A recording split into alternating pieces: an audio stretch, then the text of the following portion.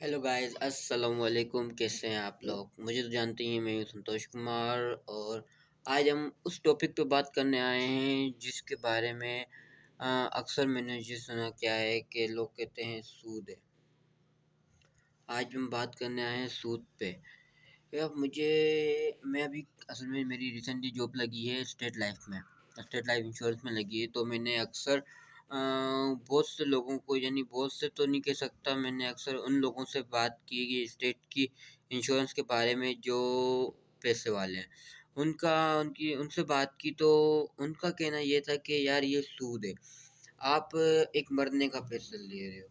और और किसी गरीब से बात करूं कि यार अपना इंश्योरेंस आप कराएं तो आपको फ्यूचर में ये बेनिफिट मिलेगा, तो वो फ़ौरन कराता है। अब मुझे ये चीज़ आज तक समझ नहीं आई कि लोग इसको सूद क्यों करार देते हैं। अक्सर देखा जाए सूद तो 3 चीज़ों पे मुश्तरक है। एक तो आप सूद उसे कहा जाए जैसे आप इंटरेस्ट पे पैसे देते हैं। आप किसी को पैसे दें और आपके पास इंटरेस्ट आए, उसे सूद कहा जाए। दूसरा ये होता है कि आपके पास अगर पैसा ज़्यादा पड़ा हुआ है, सही है, हराम की बात कर रहा हूँ। आपके पास पैसा ज़्यादा पड़ा हुआ है, यानी आपकी लिमिट से ज़्यादा है। आपके डेली यानी अखराजात पूरे हो रहे हैं, आपके आगे आने वाले फ्यूचर में जो थोड़ा बहुत, तो एक तो फ्यूचर हमें नहीं पता क्योंकि ऊपर वाले के हाथ में है।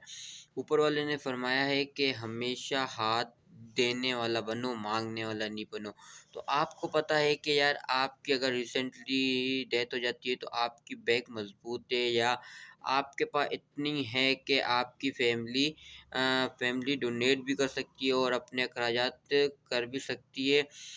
तो उसके अलावा आपके पास एक्स्ट्रा हैं, तो वो आप किसी को ना दें तो वो आपके लिए हराम है। पहली बात तो मुझे इतना मालूम नहीं है, जितनी चीज़ें मुझे मालूम है मैं उन पे डिस्कस कर रहा हूँ, वो हराम है। और स्टेट लाइफ जो है ना, वो आपके पैसों का कारोबार कर रही है। हाँ, ये उनके लिए है जो गरीब हैं और जो मज़दूर हैं, या जिनको टेंशन है कि आजकल के हमारे दौर में देखा जाता है कि अगर बेटियों की शादी करते हैं तो सामने से पहले डिमांड आती है। पहले ज़माने की नहीं है कि पहले ज़माने में चलो शादी शादी की और रवाना किया जाए। अगर देखा जाए असल तरीका यही है कि शादी करो और सादे तरीके से रुखसत करो।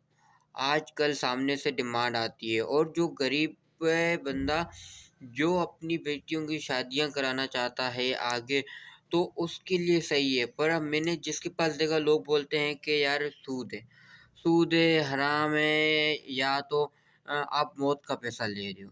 यार मेरे भाई देखो, अगर ये मौत सूद होता तो ये कारोबार नहीं करता।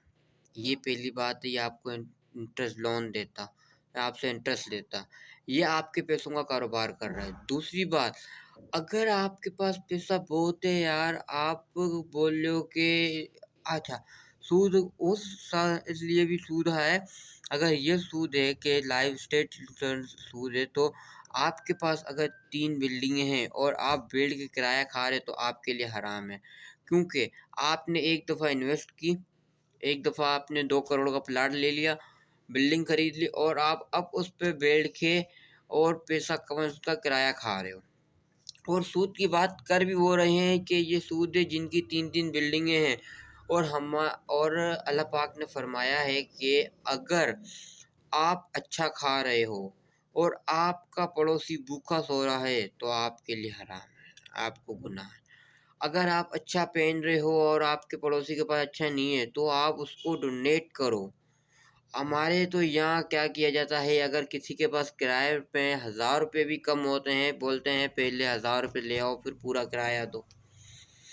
और वही बात करते हैं कि स्टेट लाइफ जो इंश्योरेंस है वो सूद है, हराम है। अब आप मुझे बताएं कि जिसके पास 3 बिल्डिंगें हैं या 4 बिल्डिंग हैं, मैं ये नहीं कह रहा, आपने मेहनत से कमाया है, अगर आपके पास एक्स्ट्रा है तो आपको डोनेट करना चाहिए। हमारे अल्लाह पाक ने फरमाया है कि अगर आपके पास एक्स्ट्रा है तो आप मेरे बंदों की हेल्प करो। आपको वसीला बनाया जा रहा है, आपको कोई फरिश्ता नहीं, ना आप اوپر والا آپ کو وسیلہ بناتا ہے کہ آپ میرے بندوں کی مدد کرو۔ ہم اکثر سن رہے ہوتے ہیں یار اس نے قرضہ لیا ہوتا، اس نے خودکشی کر لی، اس نے غریبی میں خودکشی کی، اس نے یار سفید پوش، میں یہ نہیں کہہ رہا کہ آپ کے پاس ایکسٹرا ہے تو آپ راہ چلتے پھرتے وہ بانٹو، مانگنے والے بھی بہت ہیں، آپ ان کی مدد کرو جو سفید پوش ہے۔ ہاں آپ کے پاس پیسہ بہت ہے، آپ کاروبار اچھا کر رہے ہو تو آپ انشورنس رکھیں، اور وہی پیسہ اٹھا کے آپ کو انشورنس اگر 20 سال بعد ملتی ہے تو آپ وہی پیسہ اٹھا کے کسی غریب کو دے دو، یا اس غریب کو دے دو جو اپنی بیٹی کی شادی کرانا چاہتا ہے۔ ہم وہ نہیں کرتے، ہم اپنے میں سے کسی کو دیتے نہیں ہیں، اگر کوئی دوسرا رکھنا چاہتا ہے تو ہم اس کو بولتے ہیں سود ہے۔ اب اسٹیٹ لائف کیا کرتا ہے، وہ جیون ساتھی جیسے ان کی انشورنس ہے، تو وہ ان کی جو جیون ساتھی جو شادی شدہ نئے ہوتے ہیں ان کے فیوچر پلان میں کام آتی ہے ان کو۔ اگر کوئی مزدور ہے تو وہ بیچارہ مزدوری کر کے آتا ہے ڈیلی کی، اور ڈیلی کا کھاتا ہے، تو وہ فیوچر میں کیا کرے گا؟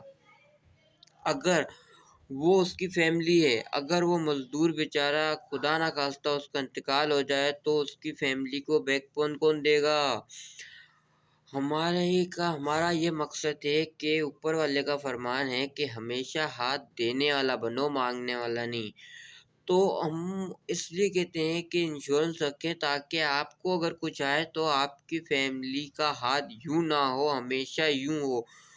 آگے کا فیوچر تو اللہ پاک نے دیکھا، اللہ پاک نے ڈیسائیڈ کیا ہوا، ہم نے نہ دیکھا ہوا ہے نہ سیٹ کیا ہوا ہے۔ ہمارا مقصد یہی ہے کہ اگر کوئی کچھ ہو جاتا ہے آپ کو تو اس ٹائم اس دوران اگر 1-2 مہینہ آپ کی فیملی کو سپورٹ مل جاتی ہے اس پیمنٹ سے تو بہتر ہے، نہ کہ اس کو حرام کہہ کے دوسروں کو اکسایا جائے کہ حرام ہے نہ خریدو۔ یار آپ کے پاس اگر پیسہ ہے، آپ اپنی بیٹیوں کی اچھی شادی کر سکتے ہو تو پیچھے ان کو بھی دیکھو جو آپ کے برابر میں بیٹھے ہوئے ہیں، غریب بندے جن کے پاس کھانے کو ایک ٹائم کی روٹی ہے، ایک ٹائم کی نہیں ہے، وہ مانگتے نہیں ہیں، پر وہ کیا اسٹیٹ لائف میں اپنا تھوڑا تھوڑا پیسہ جمع کر کے آگے کے فیوچر کی اپنی بیٹی بچیوں یا بچوں کے لیے فیوچر سیٹ کرتے ہیں۔ تو ان کی مدد کرو، ان کو بولو کہ یار آپ اسٹیٹ لائف سے رابطہ کرو، اس کے بعد نہیں تو آپ اگر یہ نہیں کر سکتے تو آپ اپنے میں سے ان کو کچھ دو، ان کی بچیوں کی ہیلپ کرو۔ یہ نہیں ہے کہ ان کو آپ بولا جائے، آپ سے کرایہ تو کم ہوتا نہیں ہے، کرایہ کا بولو تو آپ لوگوں کی فیسیں پوری نہیں ہوتی۔ ہمارے یہاں ایک حال ہی میں واقعہ ہوا تھا کہ کرونا وائرس چل رہا تھا، کووڈ-19 چل رہا تھا، تو ایک مکان مالک کے پاس 4 بلڈنگیں، ان کا کم سے کم نہیں تو نہیں 7 سے 8 لاکھ روپے کرایہ آ رہا ہے۔ اس کو بولا گیا کہ اس بار کرونا وائرس ہے، کووڈ ہے، تو اس بار یا تو آپ کم لے لیں یا اگلے مہینے لے لیں کرایہ۔ اس نے آگے سے رپلائی دیا کہ میرے بچوں کی فیسیں پوری نہیں ہو رہی، میرے کو کرایہ ٹائم پہ چاہیے اور پورا چاہیے۔ اس کو تو آپ لوگ حرام نہیں کہتے، اس کو تو آپ بولتے ہو کہ ہم نے تو محنت سے بلڈنگ خریدی ہے اور یہ حرام نہیں ہے۔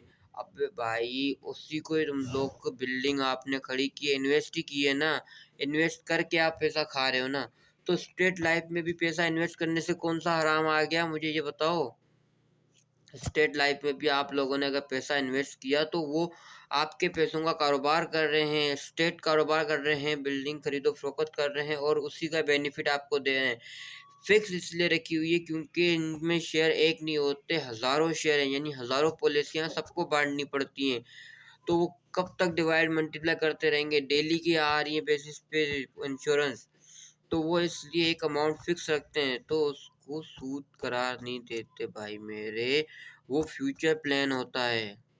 بڑا مہربانی کسی کو اکساؤ نہیں، کسی غریب کو بولو نہیں کہ وہ پیچھے ہٹے، وہ اپنے تھوڑے تھوڑے پیسے جمع کر کے اپنے فیوچر پلان کو سیٹ کر رہا ہوتا ہے۔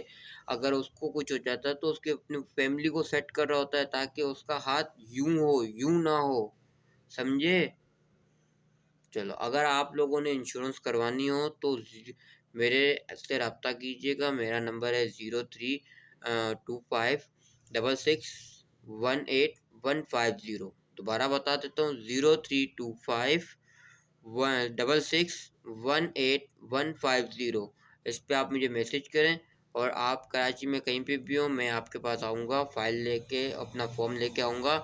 آپ اپنے ہاتھ سے قسط جمع کرنا وہاں پہ، انسٹالمنٹ پے کرنا، اور میں آپ کے فارم سب جمع کروا دوں گا، سبمٹ کرا دوں گا۔ اس کے بعد آپ کی انشورنس ہو جائے گی، آپ کو 20 سال کے بعد اس کی رقم مل جائے گی۔ شکریہ، اللہ حافظ۔